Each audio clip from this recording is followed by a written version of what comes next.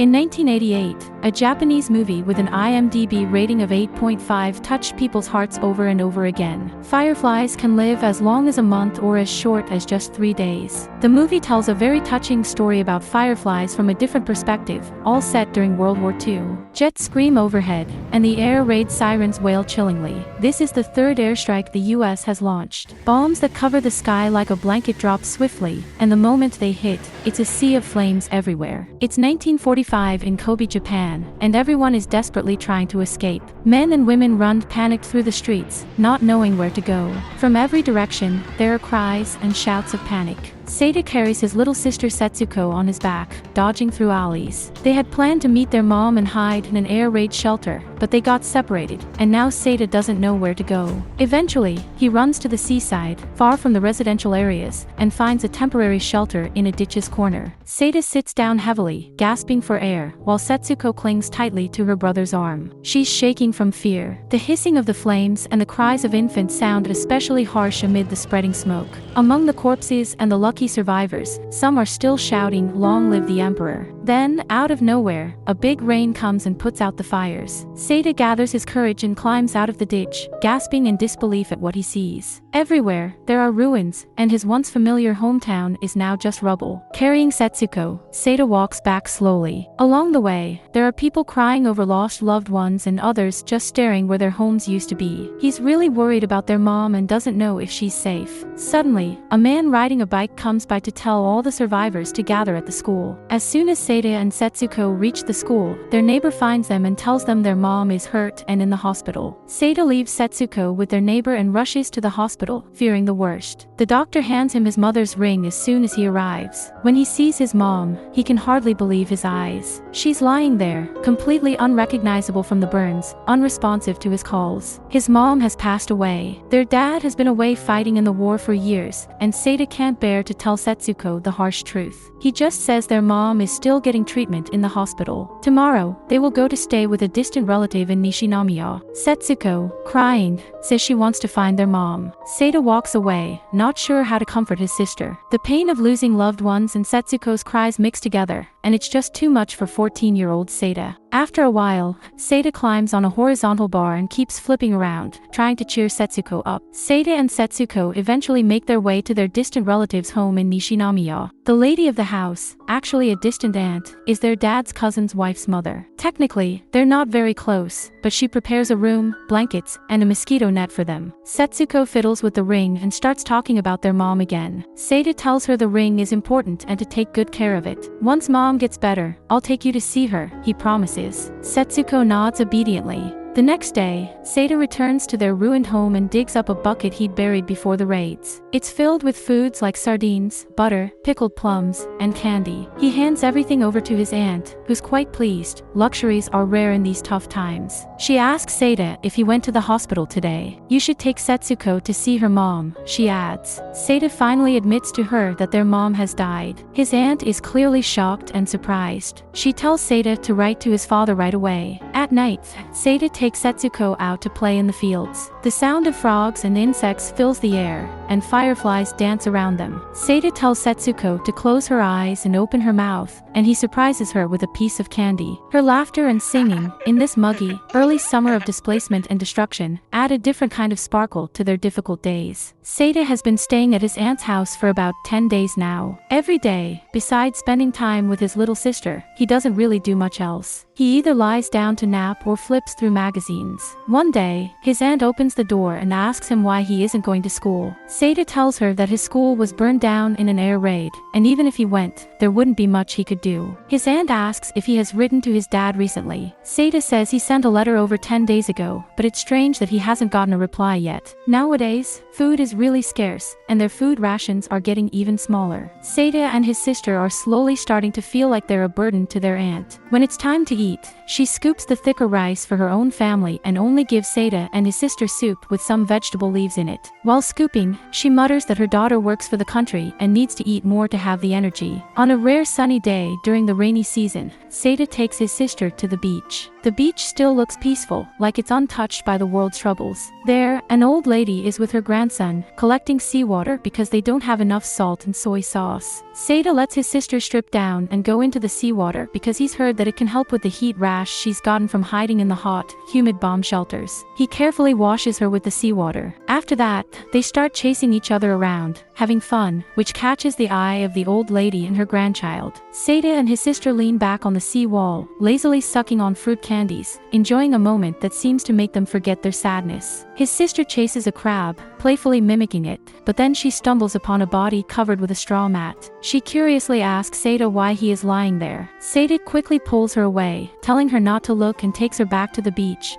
promising to teach her how to swim when summer comes. She's easily distracted by this and earnestly replies that swimming makes you hungry, reminding Seda of the days when their family would rent a house by the sea each summer. He loved swimming out to the fishing nets and back, and afterwards, they were always so hungry. But his mom would have cold noodles and sweet wine soup ready for them. Those happy times are long gone now. Back at home, their aunt has her eye on their mom's kimono, suggesting they trade it for rice. Although Seda hesitates, his aunt persuades him, saying they can get a whole bag of rice for it, which they need for nutrition, especially if Seda is to grow strong enough to join the army someday. When he hears how much rice they could get, he actually feels a bit happy because rice is so hard to come by these days. His sister hears this and runs to the aunt, crying that it's their mom's kimono. Seda has no choice but to pull her away. Soon, the aunt comes back with a bag of rice, fills up the jar where they used to keep pickled plums, and takes the rest for herself. Holding the heavy jar, Seda can't help but smile, and that night, they finally have a delicious rice meal. His sister eats several bowls, enjoying it fully for a few days before they have to go back to eating plain salty porridge. She refuses to eat it after having her taste reawakened, especially when she sees the rice balls prepared for her cousin. Seda tries to comfort her, saying they'll have rice balls by noon, but the aunt scolds them, saying that those who work hard for the country deserve better food than those who idle away their days. The aunt tells Seda that he's grown up now and should think about how he can be helpful. They haven't earned any rice, and yet they still want to eat white rice, which just isn't right. From now on, they'll have to provide their own meals. She turns to Seda, reminding him that they have relatives in Tokyo and asking if there's no one else on their mom's side they can go to. It's clear she's fed up. Seda would like to go to other relatives, but he doesn't know their address. His mom had saved some money in the bank, and Seda withdraws some to buy pots and pans and a wooden comb for his sister. From today, they will have to manage their own food. He tells his sister they need to be careful using the stove. The aunt didn't expect Seda to set up his own kitchen so quickly. In her eyes, it seems like Seda is stubbornly refusing to admit his mistakes, and his buying the kitchenware feels like a mockery to her. She becomes even unhappier with the two children. The first meal the brother and sister have looks pretty good. After he finishes eating,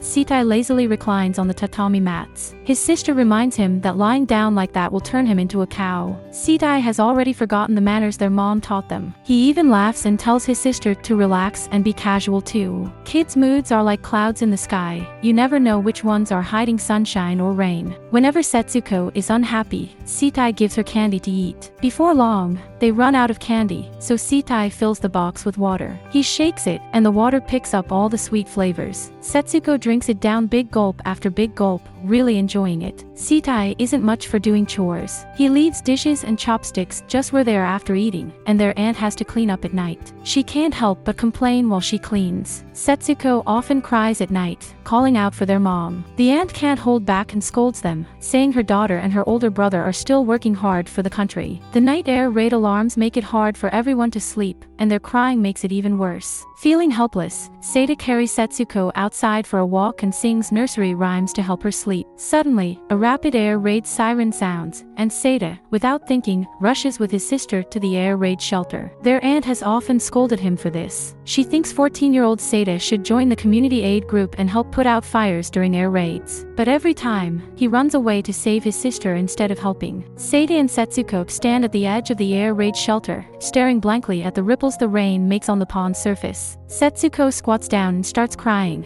saying she wants to go home and hates living at their aunt's house. Seda wants to say something comforting, but their home is gone. One day, Seda and his sister play the harmonica together, singing loudly when suddenly their aunt yells at them. She's furious, asking what they're doing during a war. If someone hears, they'll get scolded for being thoughtless. As if she hasn't complained enough, the aunt goes on to call them plagues and complains about them not helping during air raids. She says if they're that scared, they might as well move into the air raid shelter. Without a word, Seda packs their bags, and he actually decides to move with his sister to the air raid shelter. Before they leave, their aunt tells them to be careful out there, though it's unclear if she really means it. Watching the siblings leave with laughter and joy, the aunt sighs, unsure how to feel. Once away from their aunt's house, Setsuko jumps around happily, eager to plan their new home. This is the kitchen, this is the entrance, she says. Seda buys some straw, radishes, and other small vegetables from a farmer. He also gathers some snails from a pond and cooks a delicious pot of rice mixed with the snails. At night, the shelter is very dark, and Setsuko says she's a bit scared. Seda catches some fireflies and puts them inside their mosquito net. The few glowing spots float around, landing on Setsuko's hair, turning into bright hairpins,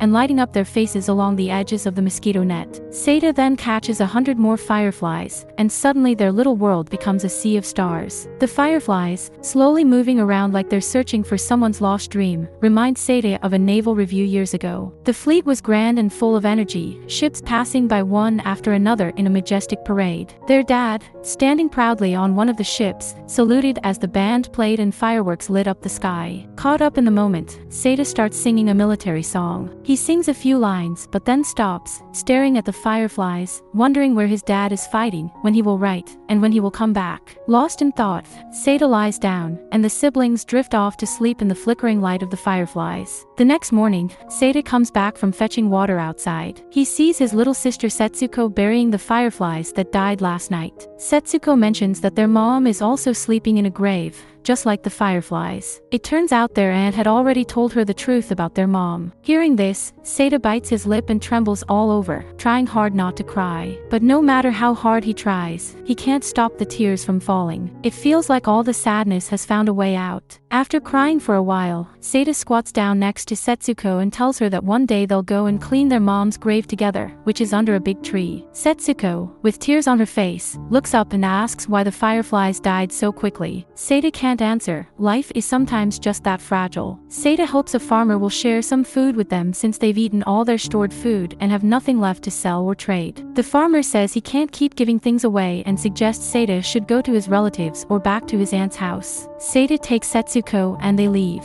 On their way back, they are caught in a machine gun attack from enemy planes. Seda and Setsuko lie down in a roadside vegetable garden where the tomatoes look very tempting. Hungry, Seda starts eating the tomatoes greedily and also gives some to Setsuko. Life gets tougher for Seda and Setsuko. What used to be peaceful days are now full of danger. Setsuko gets scabies and her body is covered with large red patches. Her bones are getting more visible every day. After the tomato incident, Seda often sneaks into the fields. One night, he's caught stealing sugarcane and the farmer also finds him digging up immature sweet potatoes. Stealing crops during wartime is a serious crime. Although Seda kneels and begs for forgiveness, the farmer drags Seda to the police station, leaving Setsuko crying and calling for her brother behind him. In the police station, Seda isn't treated too harshly since he's just a child and already learned his lesson. When he leaves, Setsuko is waiting outside and rushes to hug him, making Seda cry again. During August, as American warplanes keep attacking, everyone hides in bomb shelters. For Seda, it's a chance to sneak into kitchens through open doors, taking whatever he can find. If it's food, he eats his fill first, then brings some back for the very weak Setsuko. From then on, air raid sirens become their signal to go out. Amidst the bombing and blaring sirens,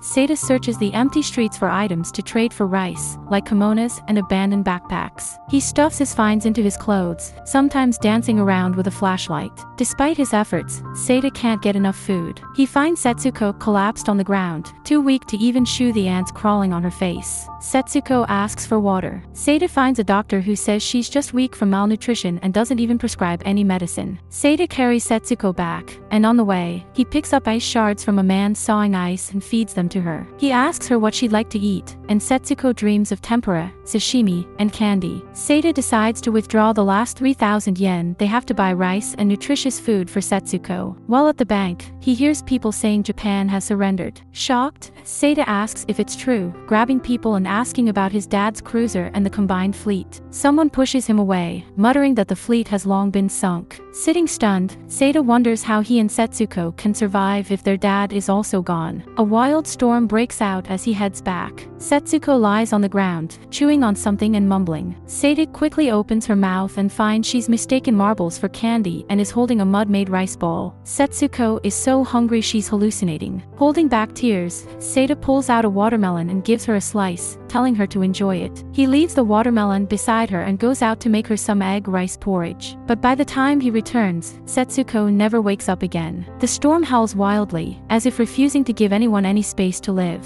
Seita lies next to Setsuko, staring at her, and holds her body in his arms. Whatever happens tomorrow doesn't matter anymore. After the war, some people slowly started returning to their hometowns. No one knows that across a lake, there are two old, broken wooden doors of air raid shelters. Once, there was a little girl who happily caught butterflies there, swung on swings, did chores, and chased dragonflies. She lived so innocently and beautifully. She always looked forward to each new day. But her life was like a tiny firefly, just beginning to glow before it quietly faded away. Seita places his sister Setsuko's body in a casket, making sure her favorite stuffed animal and purse are with her. Then he lights a fire, sending her on her journey. The smoke rises and wobbles, soon turning into a column reaching up to the sky, like a pathway to heaven for Setsuko. As the day ends and the flames die down, countless fireflies begin to float around the hillside. Watching the twinkling lights dance up and down, Seita hopes Setsuko doesn't feel lonely anymore. Hungry, he lies in the train station, where the people around him curse him for being smelly and dirty. About a month after Setsuko passes away, Seita starves to death at the station. The station worker picks up the candy box beside him and throws it forcefully into the bushes far away. The box smashes into the muddy ground with a snap,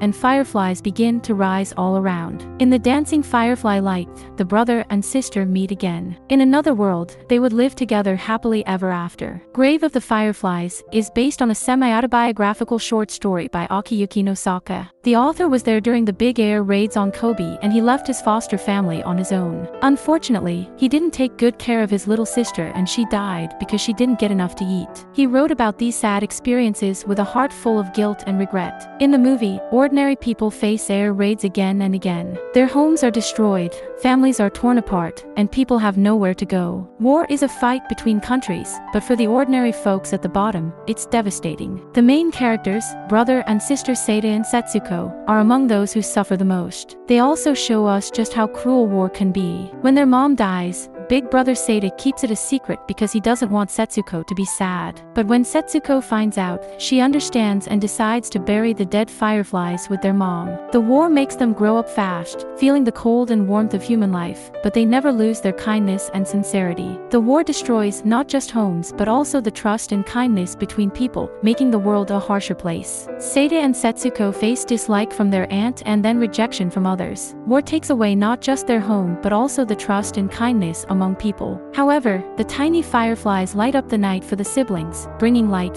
fun, and hope. Even in the harsh war, they keep each other warm and cozy, holding on to their childlike hearts. If you'd like to watch more stories like this, subscribe and I'll see you in the next video.